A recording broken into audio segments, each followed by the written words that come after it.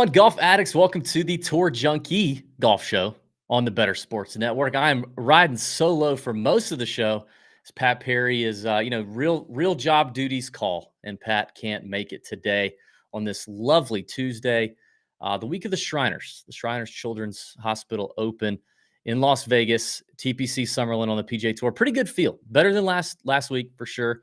We're going to talk about that. I'm going to talk about that some at the near the end of the show, talk some bets, give my cash game lineup. But I'm also going to be joined later today on the show by my good friend, Kilkenny McAndress. You know him.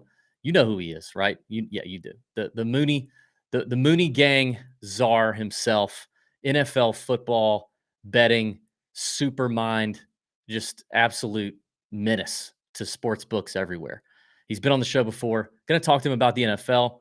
We're gonna see what happens. We're gonna see what comes out of that. But to start off the show, we're just gonna recap because the Sanderson Chicken Cock Championship Trophy Championship happened, and I'm donning my here we go. I'm donning my Champions Retreat gear because a Champions Retreat member, Luke List, took it down. The winner of the Chicken Cock Championship is Luke List. And, there was another guy from Champions Retreat rocking this hat, Henrik Norlander. 2 of the 5 people in the playoff members at my club, local Augusta boys. Happy to see those boys get it done. Happy to see Luke get it done. It was a wild back 9 on Sunday. I mean, the field was, like I said, it was kind of trash. But the entertainment value on the back 9 on Sunday was definitely there. Ben Griffin had a shot at it. And I really like Ben Griffin. If you don't like, and the PGA Tour, let me just say this, the PGA Tour loves them some wholesome boys, some wholesome fellas. They really do. I mean, they get one and they latch onto it like a newborn latching on for mama's milk, and Ben Griffin is going to be that. I'm just letting you know, like it's already starting to happen, but as soon as he wins his first one, watch out. Like the PGA Tour is going to parade him around everywhere.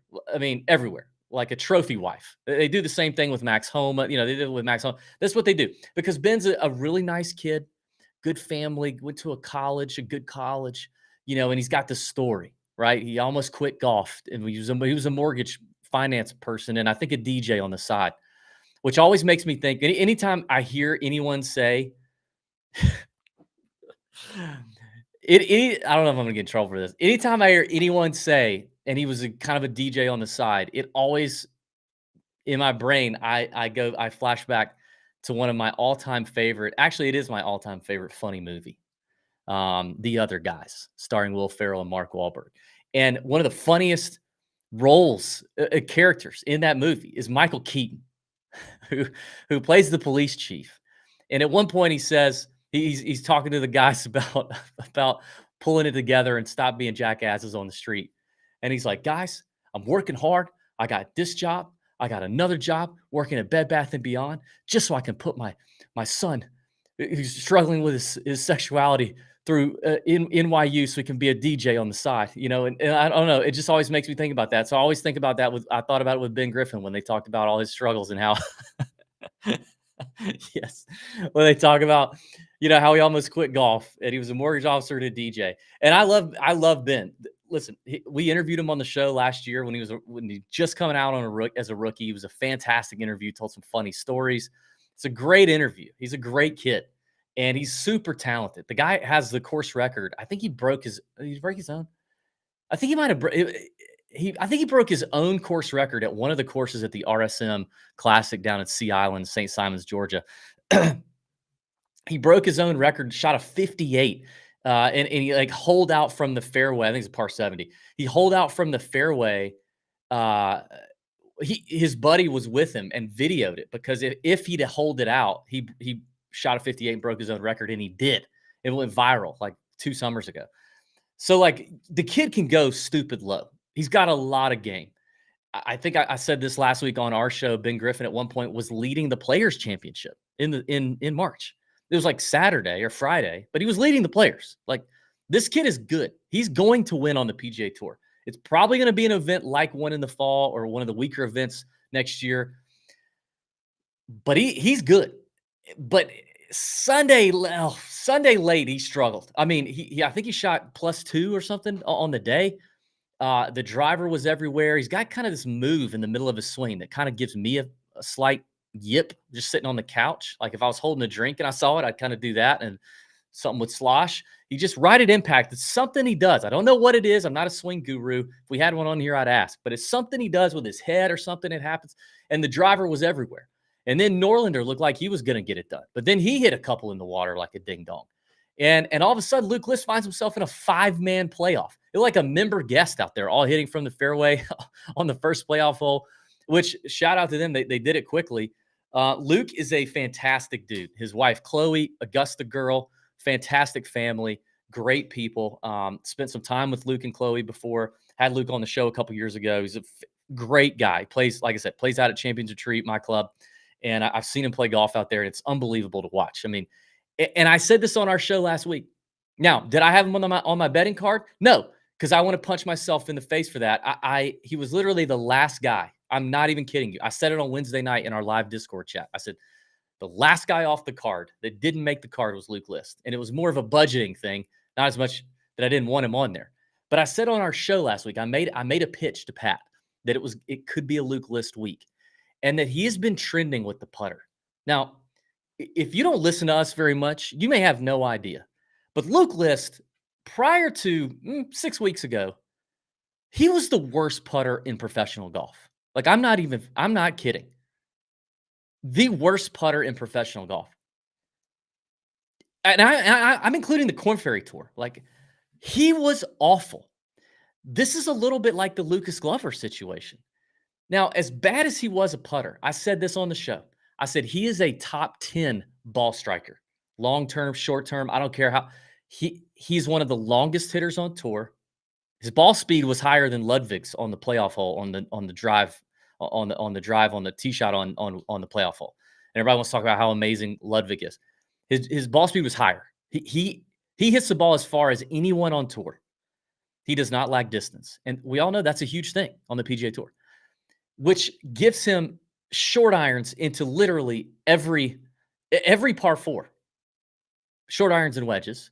And then allows him to hit irons on par 5s. He's just, ball striking is tremendous. Can't get the ball in the hole.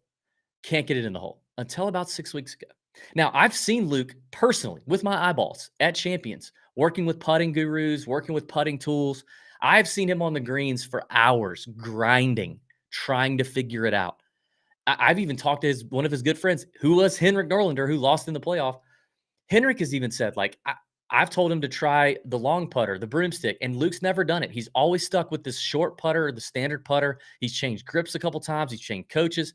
And it's always been kind of a head scratcher to me. Like, what?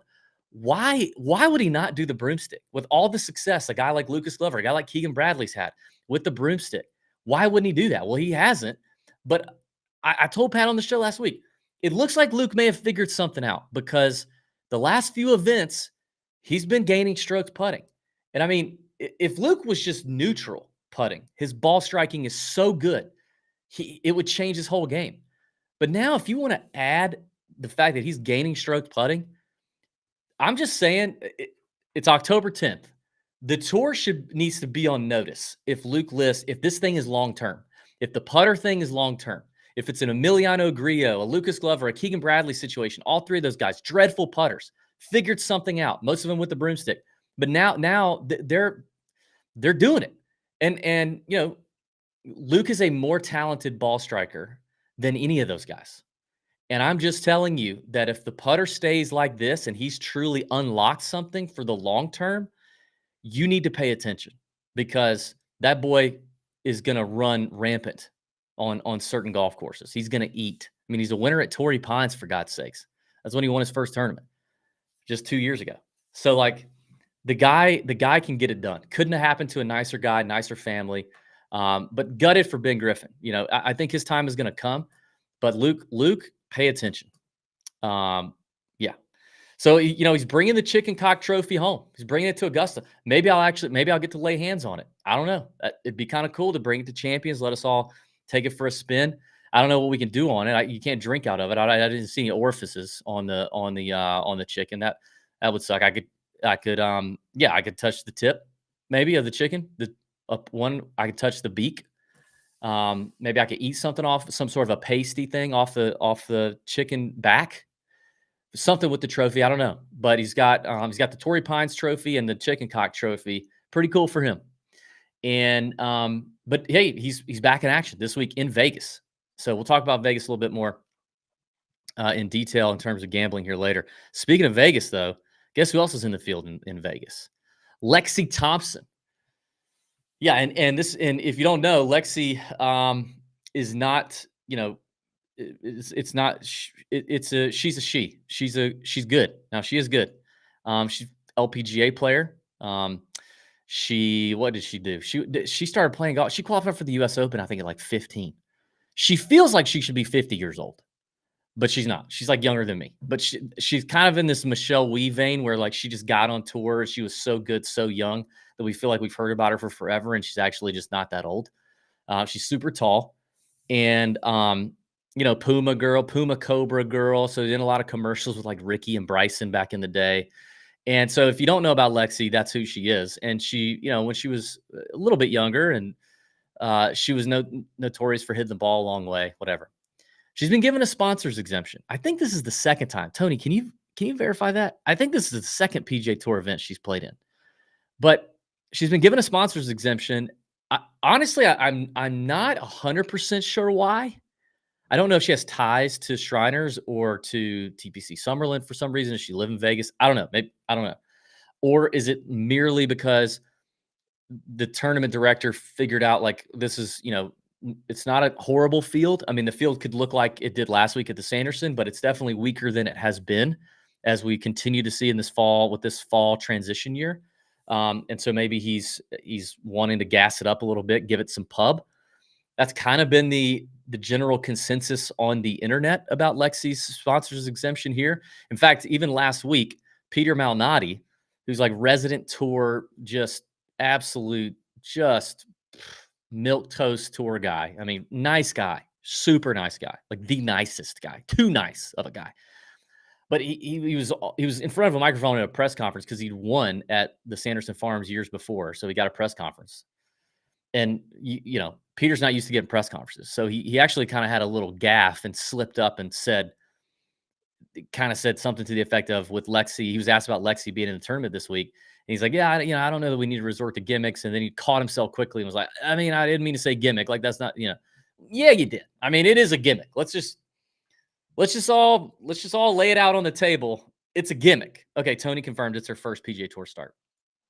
It is a gimmick. Sixth woman to play in a PGA Tour event. Thank you. It's a gimmick, right? Like it's like, I mean, it's like putting Steph Curry, Tony Romo in a field. You're trying to get eyeballs, you're trying to get attention, you're trying to get pub, but you're pretty much, she's not going to do well. She's not going to do well. Last I looked, DraftKings had her at like 40-1 to finish in the top 20. I think it was. I think I looked at 9-1 to finish top 40, and she was like 2,500-1 to win. So I mean, that's not happening. And I don't know. I don't love it. I don't love it. Like there are, and I know you could say this about a lot of sponsors exemptions. So I see it both ways. If I'm a sponsor and I'm paying millions of dollars, I like the idea of, hey, you get 3 to 5 or however many exemptions. You get to give to whoever you want. But I do think there should be some. Can we just agree? Like there should be some level of some parameter here. Like if we're either giving it to a young guy who needs a break. Who we see those stories all the time. Last year it was Peter Kest in the summer. It's been Chris Goddard up before. It's been countless tour players over the years. You give a young guy out of college or in college or a Corn Ferry Tour grinder or something like that. You give it to one of those guys, or I would rather it go to them or someone who's on the cusp of making it an alternate or something. It just feels like you're taking up a legitimate spot, a legitimate guy who's playing for his job to create a sideshow on somebody who's likely not going to play the weekend. And, it is, I don't know. Tony, got a thought? Chime in here. What do you think?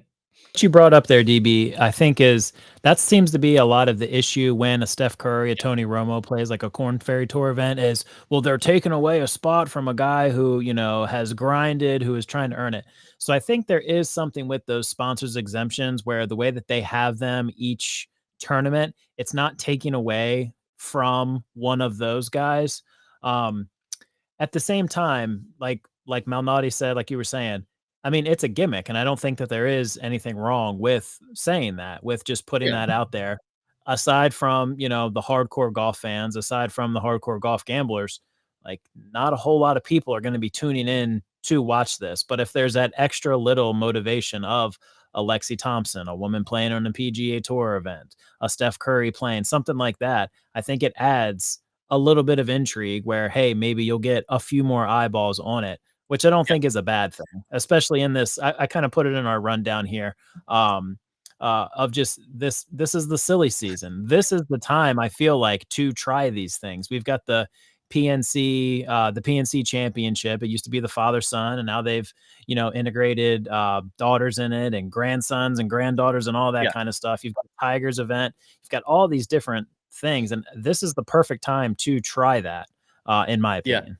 Yeah. I mean, I can see it. I can see both sides. If I'm the tournament director and I want eyeballs on the event, I get it. And I guess there is this off chance that, I mean, if Lexi made a cut, I don't know what her made cut odds are. I think made cut odds came out earlier today, but I didn't see her name listed, at least on one book. So maybe shop around and look and see what they are. But I will say, if I'm the tournament director, like if something like, it's unlikely, but if she made the cut, that would be huge. Like that you do have the potential of, if that happened, like it really does blow up the event, which is fantastic. I mean, it would be great publicity, not just for her, but also for the tournament. Um, I just think there's, I don't know. Like Lexi, I think Lexi's going to she's on the press schedule for, I think, tomorrow. So, you know, we'll hear from her. I can't imagine she probably loves looking at takes on the internet about it either. There's a lot of people who just, and that's stupid. I hate people that do that and just they get so personal, and they get mean and nasty, and the vitriol about having her on the golf course is just stupid. But I just feel like she's kind of set up to fail, honestly. Like, so bravo to her for stepping in there and doing it. But I mean, if she finishes DFL, she's going to get, I mean, people on the internet are going to lose their mind, which, I mean, I'm not saying she's paying any attention to them, but there's a lot of risk for her, I feel like. But if by some chance she makes the cut, Tony says DraftKings has her at plus 275 to make the cut. If by some chance she did, man, that would be pretty strong. That'd be strong, quite strong. She averages 270. I looked this up yesterday. On the LPGA Tour this year, she averages 270 yards off the tee. I went to the PGA Tour website. I looked at driving distance. I scrolled all the way to the bottom, and the guy in DFL at 186. I don't know why the tour stops there, but they stopped there. There was no other page. There was no 187. It was just 186. Was Brian Stewart at 272 yards. So she's gonna be the shortest hitter in the field. Now, TPC Summerlin's not a super long course. Plus it's played at elevation, so the ball travels far. It won't be, I think on average the last 5 years, the scorecard has it like 7,200 yards. It's never played that. It usually plays 71 plus you get the elevation bonus. So it's not like it's going to be, it's not like she's playing like a US Open course or anything, but um, it's going to test her. I do think it's going to test her. So I hope she plays well. I don't think she's had the best year on the LPGA Tour. I think she was in danger of losing her status, losing her card until a few weeks ago, and she had back-to-back top tens, which good for her. Like, pressure's on, you get it done, you keep your card, you do the damn thing. Like, that's great. But I don't have high expectations, and I hate the fact that she's probably setting herself up for failure here. Yeah, and the Solheim Cup situation, Tony reminds me, was also not good. Press conference, not good. All of that it's kind of no bueno. But I get that it is kind of the silly season. I see the silly season as what you said, Tony. The PNC, the Hero. I don't. Like I would rather these tournaments be legit tournaments, and I don't want to get silly with it. Like it's not. It's these tournaments mean a lot to the people playing in them and the caddies playing in them and all that. But I understand the tournament directors, and it is what it is. Before we get out of here on this first break, Tony reminds me it's Amazon Prime Day. It's either today or tomorrow. I don't remember. What's the weirdest golf training aid or item you've ever bought? I don't, so if you're gonna go buy a training aid, I don't think I've ever bought. Oh, so it's the 10th and 11th. Okay, so the 10th and 11th Amazon Prime days. It's like how Black Friday is like 6 months Mm. now. Okay. Tony, what's the weirdest one have you ever bought? Have you bought something weird or golf item weird? See, I just suck at golf so much that I don't put time into my game. So I haven't bought anything like that. I had my sister-in-law and her husband buy me the putting on the toilet Oh game. my God. So that was very fun. Spent a lot of time with that. Didn't help my putting. Really? Yeah, the boys, the Paulsons from Inside the Ropes, they gave me the Orange Whip Mm. trainer, which it's not silly, or I have no knock against that at all. That actually is a super, super helpful training tool. Cause like I said, I just don't devote a lot of time to my game. So I'm not a show up 30 minutes, 45 minutes before, hit some balls before my round. So I'll give that a few swings, and that's an awesome one. But it is, a little funny looking Yeah. in the back, because I just keep it in my bag. So Yeah. what about you? Yeah, I've never really been a training aid guy. I've had a couple, but they were always ones given to me. I've never gone and bought one. Although, I mean, Jack the Hammer Ham made a compelling argument back in the day for his driver that would go 400 yards. If you remember those old commercials, Jack the Hammer Ham? I don't Oh know. my gosh! Remember he was like Uncle Rico from Napoleon Dynamite. In the infomercial, he's like, "I'm gonna hit it over a mountain," and he'd hit it and go, "Gah!" It was an old school. It's a classic, but I don't buy a lot of those training aid things. I've had the one that you put around your neck and it's got the ball you put in between your forearms. I think that's Yeah. probably a good one. I think I lost it or popped it. And I had the impact snap one time. I don't know where I Yeah. got it Yep. from, but I had the impact snap. The worst to me is like, and this is, we can talk about it. We can maybe do this show closer to Christmas, but and No Laying Up does a great job every year documenting this on Twitter. But like, if you're the golf guy in your family and your family just every year for Christmas buys you golf stuff because you're the golf guy, but they have no freaking clue, what Yeah. golf guys want, and you just get the worst, cheesiest, dumbest toilet golf off of Amazon gifts every year. I get Yep. that, and I feel like that's all bought on Amazon.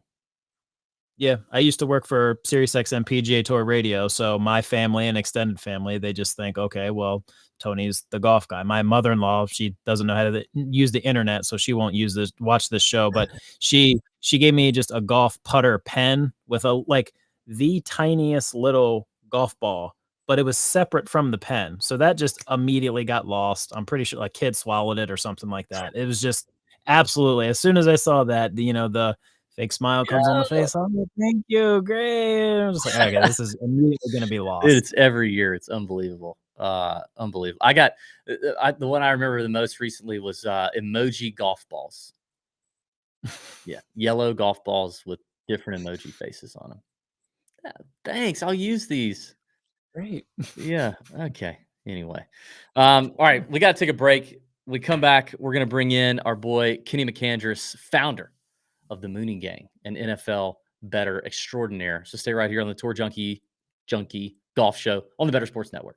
Can we also talk about how just John Carlson has fallen off the face of the earth here, and like nobody's batting an eye, but yet this is a player who can easily top 60 points when healthy. We understand the Capitals are a bad team, but he is on the power play with Alexander Ovechkin.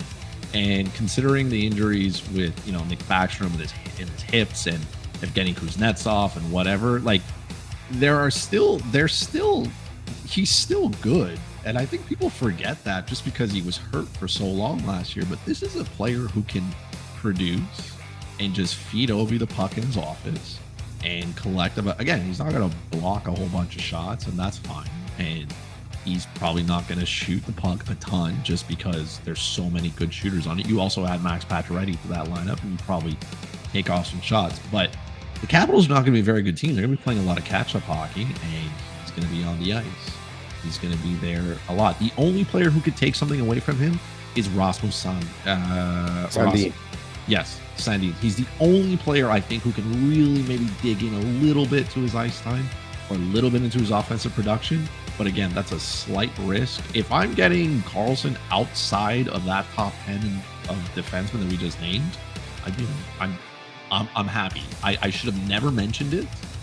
Everybody can just not listen to what I just said.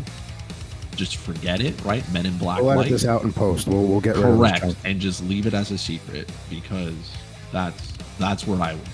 This wasn't a Max Pacioretty injury where he's messed up his knees and all. Like he got hit in the face. Yeah. Right. That was the injury, and he came back and he still scored points. So, I mean, this is a good. Washington's D-core as of right now, right? Nick Jensen, Trevor Riemsdyk, Martin Ferravari, Joel Edmondson, and Rasmus Sandin. So, like, there's not many people who are going to be digging into his ice time offensively, right? They got a lot of guys who are just going to, play defense, protect, and whatnot. So, Karlsson could be that guy who's just going to be out there a lot when they are trailing because they need a goal or something, and maybe he bumps to 24, 25 minutes a night.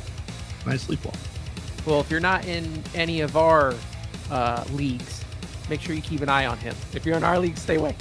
He's gone. Keep in mind too that the Capitals have said that as long as Ovechkin is still playing, they are not gonna go into rebuild mode, which means they're gonna play these guys like Karlsson and Ovechkin, and they're playing them into the ground. It's all set up for him to get a ton of playing time anyway.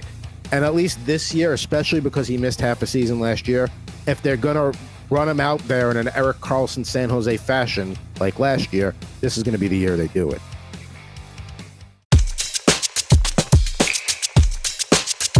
Making you money in daily fantasy sports and golf betting. Tour Junkies on Better Sports Network.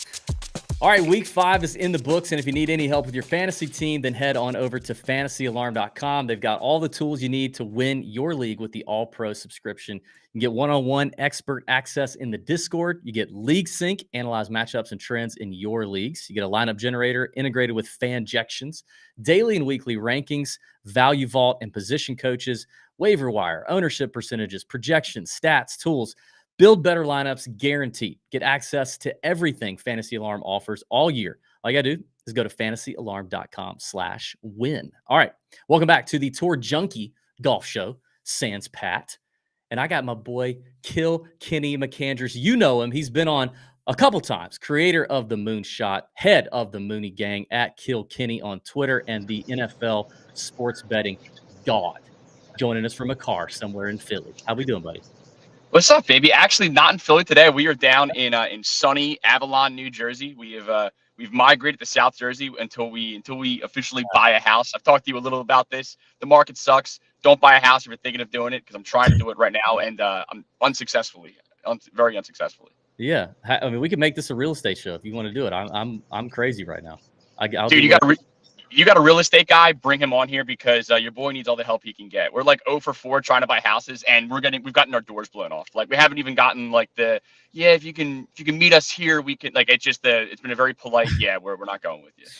Well, you're just, you're an NFL, long shot, bomb, moonshot to anytime TD and 2 TD game away from being able to, be the one bullying offers around. Well, I'll tell you this, we'll get into some specifics, but I did have one 2 weeks back.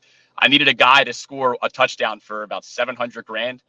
It was a DK bonus bet. He didn't score, and then he scored the first touchdown the following week. We're talking about Jaleel McLaughlin on Denver. So that's just a microcosm of sort of how my first 5 weeks are gone. But the beauty is, it's an 18-week season. We got more data to work with, and your boy's fired up, man.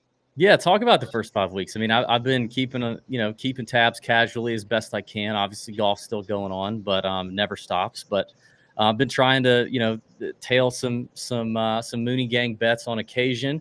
I know your boy B Matt's been killing it in there. But just like NFL as a whole, like, what do you think? It's been a fun first 5 weeks for sure. I think the one thing that stands out to me, like, just if you look at it like a 100,000-foot view is parity. I don't think there's ever been this much parity across the NFL, and that's just a good thing. It just speaks to overall like the health of the league.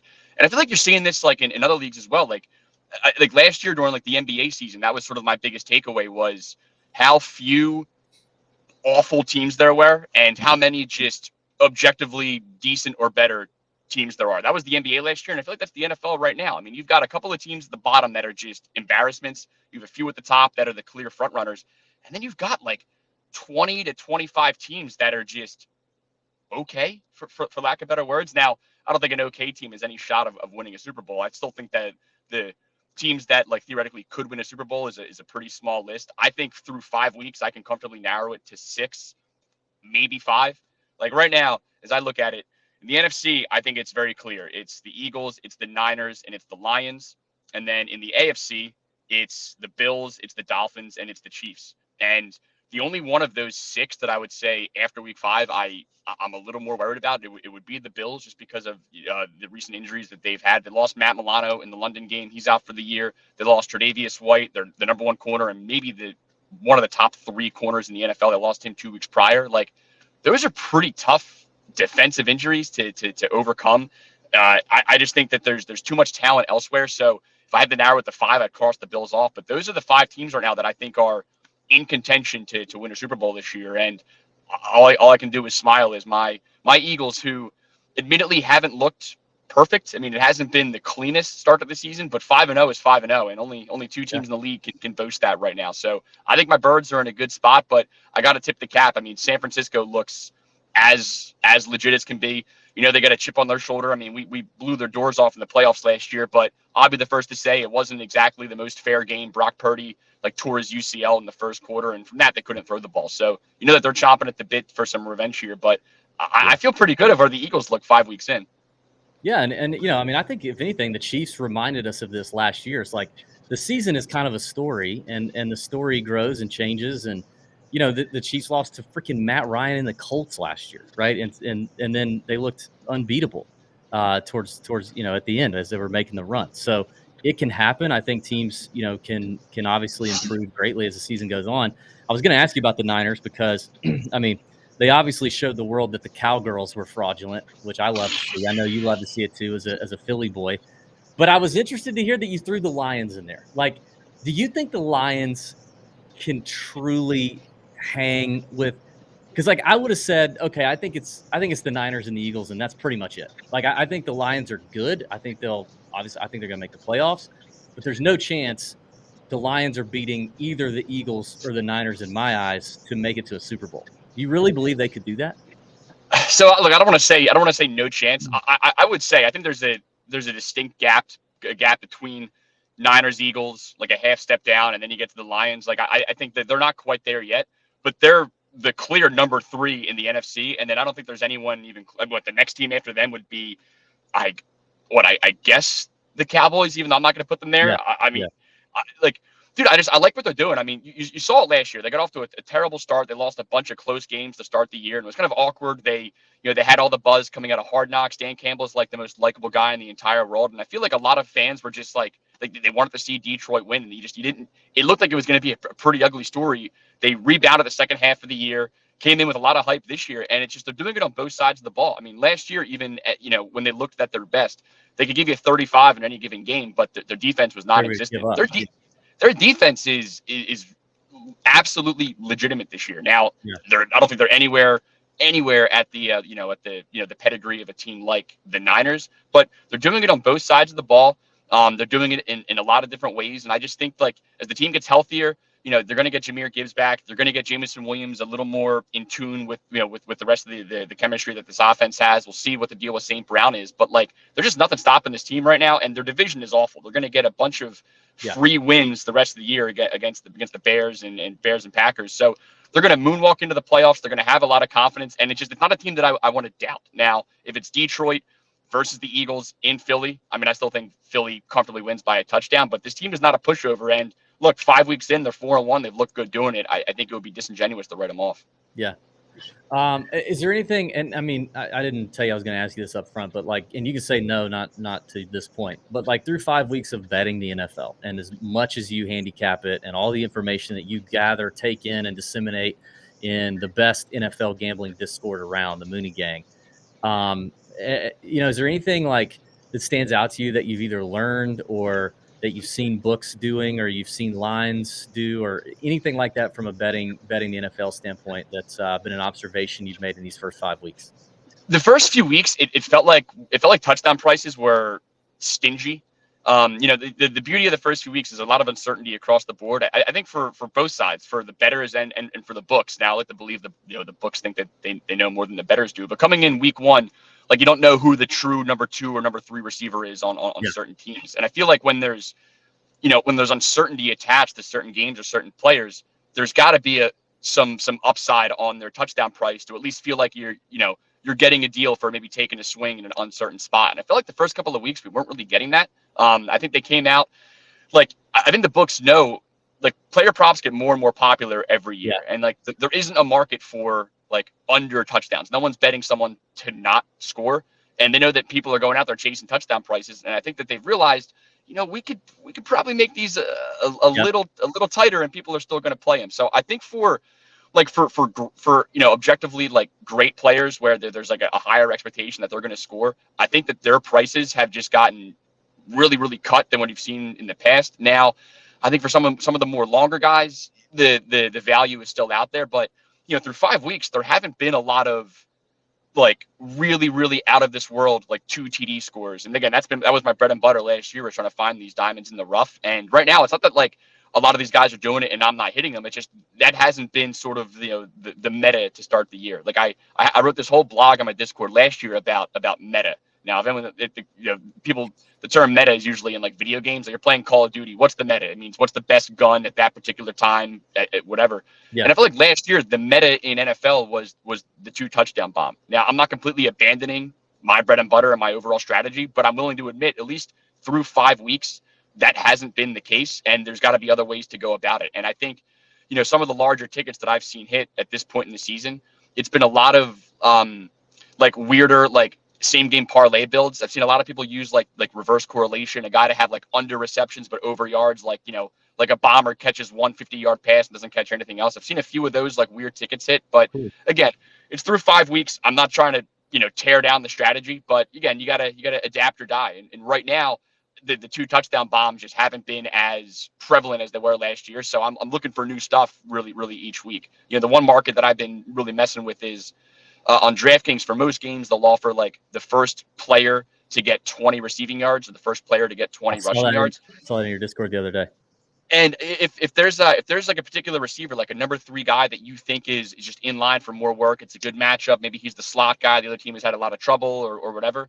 If you don't think you're getting as much value on his touchdown price, this race to 20 receiving yards market on DraftKings, it's a lot of fun. It's kind of like a first TD scorer on steroids, because the odds for some of these guys are pretty astronomical. And, you have your answer within the first 2 minutes of the game if it's going to hit or not. So I think those have been pretty fun. But for the most part, man, I'm trying to just immerse myself in the weekly data every Monday, see like, what should I have done the previous Sunday? What needs to change? And right now I feel like we're doing all the right things, and just, we got to get one of our guys to find the end zone twice. I've had too many guys get one and then get hurt.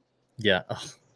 You talked about the player props. Actually, this guy the other night had freaking Jordan Addison on sleeper not to get a touchdown, under a half a touchdown. Of course, he got one, but you can kind of tap into that market on some of those sites like Sleeper and Prize Picks or whatever. You can hammer the under on those. I'm kind of an under guy. I like the unders. I'm kind of sick like that. But can you give me a Thursday night? Any thoughts on the Thursday night matchup?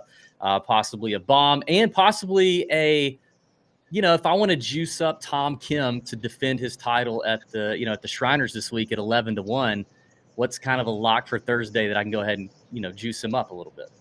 I hope we're not going to do it. Look, there's been one time I think in both of our betting careers ever where we have ever bet the chalk in a golf tournament, and it was Tom Kim. We bet Tom Kim outright in either the Sony or like one of the first tournaments last year, and at like 7-1. I think he missed the cut. He missed the cut. Yeah, he did. Yeah, he missed the cut. So I hope you're not going back to him this week. But we'll talk about the Shriners. For Thursday, you got Chiefs Broncos. The Broncos are the dumpster fire of the NFL, but they're far and away the most embarrassing franchise on earth. Sean Payton looks like a full-blown asshole that everyone thought that he was, and it's been like therapeutic to watch. I've never liked the guy. Russell Wilson looks like a shell of himself. He got the bag. He got married. He lost virginity, and then he doesn't want to play football anymore. So the Chiefs should win by like 5,000. If you had Sierra at home, would you be interested in studying football either? I don't know that I would. I think I'd probably. Yes, because look, Russell, you've accomplished a lot, but like Sierra wants to be married. She married a winner, and she wants to stay married to a winner. Yeah. You can't. This isn't a temporary thing. You got to stay winning, and at least put up some semblance of a fight. In the last 2 years, man, it's been tough to watch, man. Broncos country, let's ride. There's one guy in the Broncos that I pretty much bet every week. He's a rookie. His name's Marvin Mims. He's the pure definition of boom or bust. All he does is run go routes. Like I think on the year he has like 5 receptions for like 290 yards. Like he's their only deep ball threat that they have. And he's looked pretty damn good. And he's the only guy on this offense, other than their other rookie, Jaleel McLaughlin, that has shown any sign of life. His snap count goes up and up each week. So on DraftKings right now, I haven't seen a whole lot of props for this game just yet. I'm not seeing touchdown props yet. But on DraftKings, they're hanging his receiving yards at 17.5. I'm going to play that. And then I'm definitely going to play, I think they're hanging alt receiving yards 60+ at like plus 950. He could get that on the opening drive on one catch. So he's a guy, he will go 0 catches for 0 yards, or he'll give you 2 for 110 and maybe a touchdown. So I'm going to continue to just buy the upside on Marvin Mims. He's going to get it done for me eventually. And he's hit his yardage prop, I think, like 4 to 5 weeks while playing like 8% of the snaps. So he played 33% last week. And again, with how bad they've looked, with how much scrutiny they've gotten in the public, if you're a Broncos fan, your season's already over. You're going to want to see your young, exciting guys at least get chances here. So Mims is going to get more and more looks the rest of the way. Keep him on your radar. I'm going to keep betting him until his odds get killed. He sounds like the A chain of the wide receiver world. It's like he honestly is, man. It's a good comparison. The only difference is they actually give A chain the ball. Yeah, they do. Yeah, right. Yeah. I mean, I guess it's probably a lot harder for Russell Wilson to get a guy the ball than it is for Tua. It certainly is. Turn around and hand it to A chain. What else is going on, man? You want to talk Shriners? You don't even get a chance to dig into golf at all, do you? I haven't. So no one was talking to you. And look, we talked, I think, about a month ago, just sort of like what our plans were going to be for the fall, like when you start ramping up your golf stuff. And like, I know across the industry, these aren't everyone's favorite tournaments, but like, there's money to be made in this fall swing. I believe that. And like, look at last week, man. Champions Retreat's finest, Luke List bringing it home. That was awesome. So also Hendrik Norlander, Champions Retreat, 2 out of the 40 playoff. 40% of the playoff Champions Retreat, guys. So I love these tournaments. Again, for guys like us that are typically chasing the dragon and looking for moonshots, these are the tournaments where like you can actually find them here. And when the field is this bad, I'm very excited. So I did do just the tiniest bit of recon for this event, but I want to hand it off to you first here. But I'm excited. I need to hear you say it, man. Please tell me you're not going to bet Tom Kim. I thought we learned our lesson here. Listen, Tom is enticing to me. If I were going to bet a favorite here, Ludwig's up there with him, Aberg, but I just, and the guy found his way into the playoff despite the travel back from Rome. I know he's amazing, but at some point, right, the kid's got to give out a little bit. Like he's gonna have to get tired at some point. There's just no way. Plus, he's 22. He's going to Vegas. Like what? Come on. And he's like 6'5", handsome as hell, chiseled jaw, looks like a Greek god. They're going to mistake him for a statue in Caesar's palace. Like there's going to be women all over him. Tom Kim won't have that problem. Great kid, he won't have that problem. Okay, so I want to give you a guy that I think you know this guy. I've had him on the show. Super nice dude, chill dude, great in person. His caddy, good friend of mine. His caddy was an incredible story just a few months ago.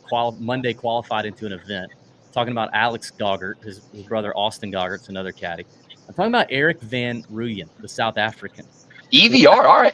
What I like is looking at some of these guys who, there's a break in the action and then they come out and something's different. right? Like, for example, Luke List's putter, right? Something happened. He made some sort of trip to a holy place and got it blessed by something. I don't know what happened, but over the break, Luke List, happy learned how to putt.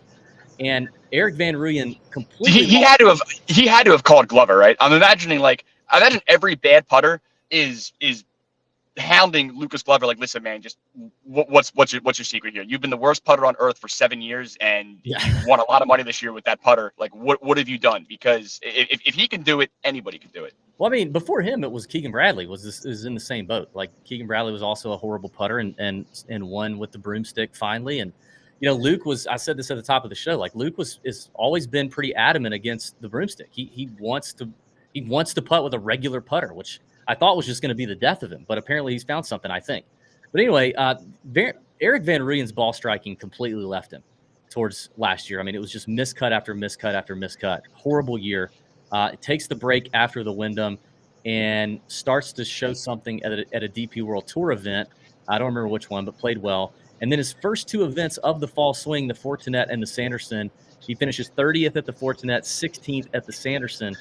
Both of those events, he gains 5.2 strokes on approach each, and gaining strokes off the tee. I mean, ball striking off the tee and approach combo at the Sanderson, it was almost 7 full shots last week, and then at the Fortinet, he was over 9 full shots ball striking. So he comes to the Shriners, which is an event he's only played once, never really played well, but the ball striking is there, and I see his. I like the top 20 number. He is plus 360. Top 20, and he's 100 to 1. I think actually what is he on FanDuel? Sorry, yeah, plus 360 top 20, 110 to 1 on FanDuel to win. I mean, he's a PGA Tour winner. He's a DP World Tour winner. I think he could get it done. That's kind of a Mooney Gang moon bomb, junk bomb for you. And he's a friend of the pod. That's important. You gotta have the vibes, gotta have the chemistry there. The little that I looked, the few names that I just jotted down to kind of throw at you here. What do you do with a guy like Ben Griffin who had it and then kind of imploded? Do you go back to him? Is he fired up, or is he in his head and is he depressed? Because Ben Griffin at 55, I thought looked pretty decent. Yeah, it was really tough. I've been talking about him a good bit at the top of the show too. I think at that number, that's enticing. That's long enough. I'm interested. I don't know that I would run to bet it any shorter, and I probably prefer dabbling in like a top 10 or even a top 5 market, which I normally never touch, a top 5, or that's almost like an each way bet that we don't have. But I mean, the ball striking's there. He's going to leave Bermuda grass, which he normally has an advantage on. If you look at all the tournaments he's really played well, it's usually done on Bermuda. He's going to come to bent grass here this week. Last year he played here. He finished 60th, lost strokes putting. But managed to keep it together. I do think last week's going to take some kind of toll on him, but he seems like a pretty balanced kid. I mean, I think he could bounce back. I don't love it any shorter than what it is right now. And then I got 3 that I'm going to just rapid fire. The one that's going to be he's going to be the mid-tier chalk of the week. I'm fairly certain, but Neesmith. I mean, it's like they're calling it the home course. I mean, the guy is just absolutely lit it up here. The last 4 times he's played it, he's in as good as Neesmith form is going to be. They're hanging 75 on FanDuel for him. Same idea, like top 10, top 20, but I don't know how you stay away from Neesmith with just the course history and current form and how bad this field is. It kind of feels like a now or never. Yeah, Pat is huge on Neesmith. He was big on him last week. He does have an amazing record here. He just seems to show up and play great. I mean, if I look at last year, he did come into the event. So he almost won this event last year. He came into the event in slightly better form, not crazy, but a little bit better. In 2021, he came into it in very similar form to now, like kind of crappy. And then he just showed up and did something. Like there's something about the place. So I don't mind it. 75 is nice. And then the one long bomb, Max McGreevy at. No, I'm just joking. We're not going. Stop. You're so addicted to Max. Hey, before I let you out of here, Pat would be mad at me if I didn't say go Braves to you. That's messed up, man. It's been like 12 hours. You're really gonna do that to me already? That's messed up. Are you gonna go to a game? We're gonna go Thursday. Yeah.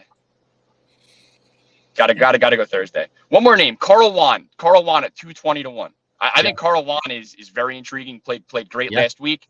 Again, West Coast kid. I think he played in. I think obviously rookie on the tour last year. I think played here last year. I couldn't tell you what he did, but not much of a bomber. You don't need to be here. And I'm just going West Coast angle. Young kid with a little bit of momentum. And at 220, he's down in the range of like people that are like borderline professional athletes. I think Carl Juan's a lot of fun.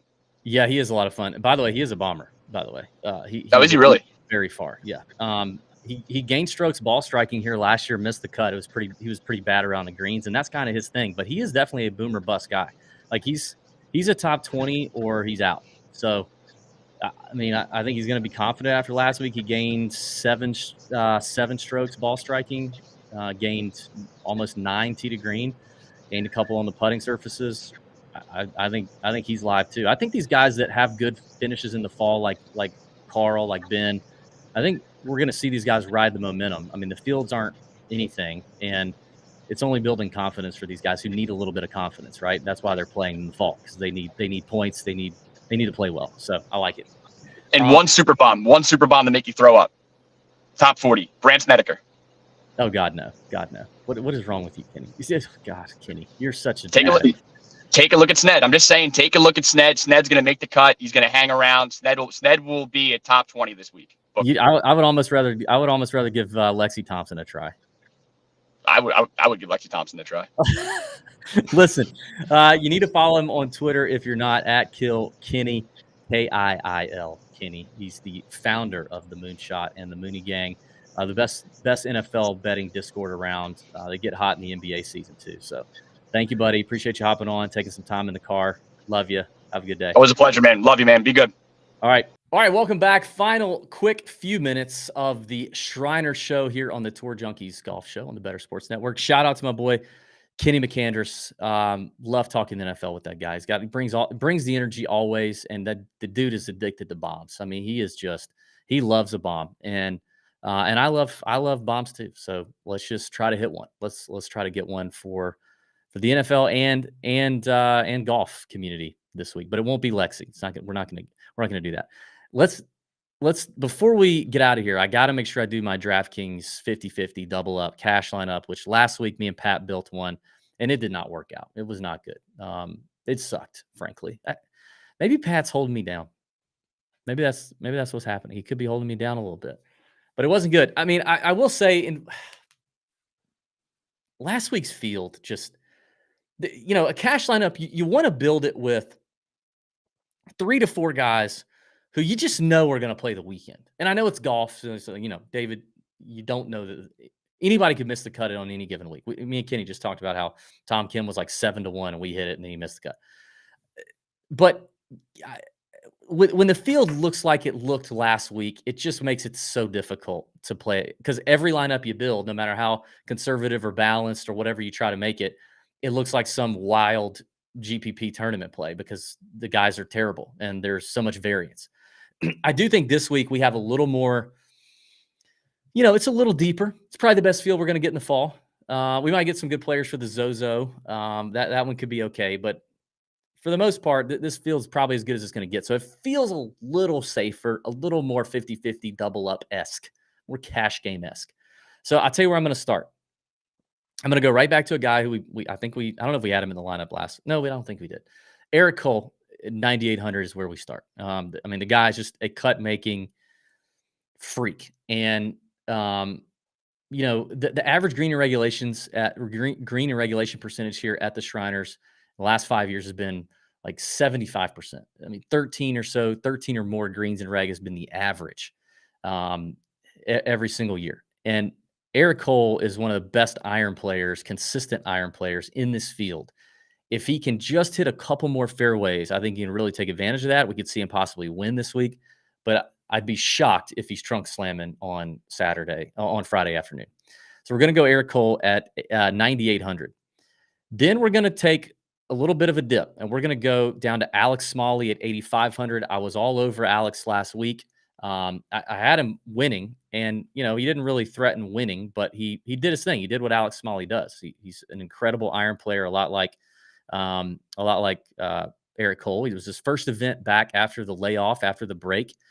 So, he finishes 16th in his first event, which is pretty good. I like to see that from Alex Smalley. Let me look at what he did here last year. Last year's first time playing here, finished 47th. So we're going to go Alex Smalley.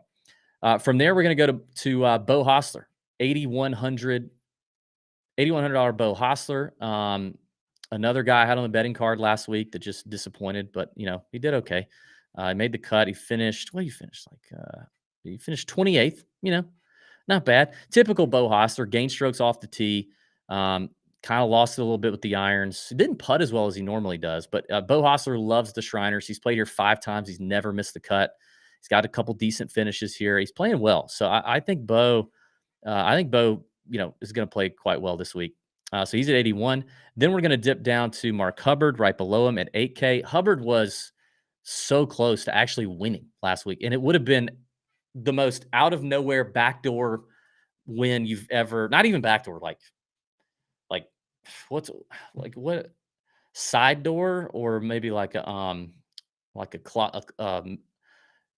underground tornado shelter door. Like it would have been crazy because he was so far ahead of the leaders in the last couple rounds, and he got it up there close, and then he bogeyed the last 2 holes really dumbly, if that's a word. I don't think it is, but it was very dumb the way he did it, and then missed the playoff by 1. But had he not just bogeyed the last 2 holes, which weren't that difficult, he'd have won by a shot and probably would have been in the car on the way back to the, on the way to the airport. But Hubbard's going to be comfy out here. He's more comfortable out towards the West Coast in these West Coast style events. I know this isn't on the coast, David. This is in Las Vegas. I know. But west of the Mason-Dixon line or whatever it is. No, Mason-Dixon line is this way. West of the Mississippi. Is that where you go? West Mississippi. I think that's it. So Mark Hubbard, AK. And then Justin Suh, 7,900. If you listen to the Tour Junkies podcast, you heard us talk about Justin Suh. He's a Vegas guy, Vegas resident, practices out of here, loves this golf tournament, loves this golf course. It's Justin Suh. And then we're going to go to Ben Griffin, who we've talked enough about with Ben Griffin. He's at 7,500. That's the 50-50 double up lineup for the Shriners. And that's all the time we have. So thanks for hanging out with me. No Pat. We'll have Pat back next week. Another event next week on the PGA Tour. Hope you guys have a wonderful week. Stay right here on the Better Sports Network. See ya.